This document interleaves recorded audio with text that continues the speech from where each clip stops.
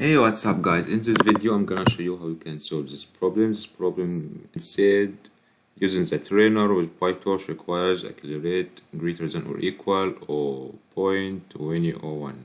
Okay, to solve this you need to take this and run it in this cell, okay? And press shift enter and you will see it's installed, okay? That's the first step to pip install calculate the issue, okay? Second step is going to run time and press restart and run all, okay?